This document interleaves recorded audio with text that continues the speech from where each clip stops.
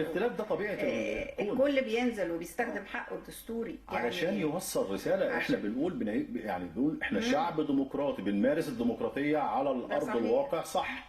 وخاصه ان احنا شايفين الاجواء الانتخابيه والمجريات اللي بتبقى موجوده طبقا لقوانين وقواعد مفيش حد بيكسرها. مفيش حد بيكسرها. ليك سقف انتخابي، ليك سقف انفاق على الانتخاب بتاعتك، ليك سقف تجاوزته تحاسب.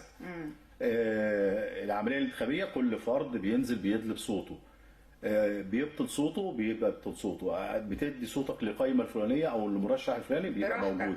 هو ده صوتك اللي موجود. محدش واقف معاك، انت اعمل اللي انت عايزه براحتك. لكن اوعى تفتكر يعني انزل وشارك واعمل اعمل اللي عليك، بس الباقي بقى سيبه لربنا. الناس كتير جدا تقول لك ان احنا حياه ديمقراطيه، ان انا مش هنزل الانتخابات. لا، دي مش ديمقراطيه.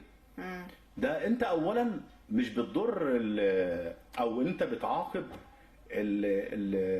الكيانات المؤسسيه بتاعت الدوله. لا، ده انت بتعاقب بلدك.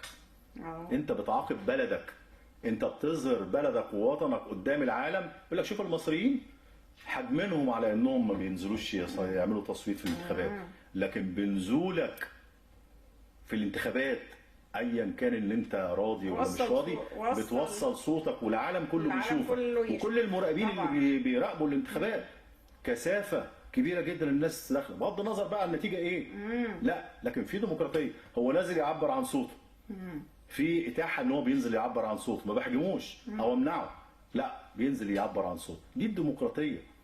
دي الديمقراطيه اللي هي فعلا بتعيشها اي بلد. انما العزوف ده مش هيؤدي لا، العزوف ده هيوصل رساله سيئه جدا لبلدك طبعا. يعني خلي بالكم، نقول لكل المصريين، عزوفك عن الانتخابات وعدم نزولك، انت مش بتعاقب دول، انت بتعاقب الوطن كله. وبتظهر شكل بلدك قدام العالم كله بشكل مش كويس. واحنا نرضى كده؟ لا طبعا، ما نرضاش. لا، ننزل. احنا كنا بننزل في يعني في الوقت الحالي موجة الحر اللي موجوده، كنا بننزل في اوقات كان فيها استحقاق انتخابي وكان ممكن يكون اشد من كده، لكن بنبقى واقفين ونبقى نقول عشان نوصل للعالم ان احنا بلد ديمقراطي بيشارك، المواطن فيها بيحافظ على صوته وبيحافظ على استحقاقه اللي موجود. ده دليل ديمقراطيه. مصر دايما قوية مصر دايما قوية وجيشها وشرطتها. طبعا مصر قوية وبرئيسها النهارده، يعني كان كلمة مهمة جدا للسيد الرئيس عشان غزة.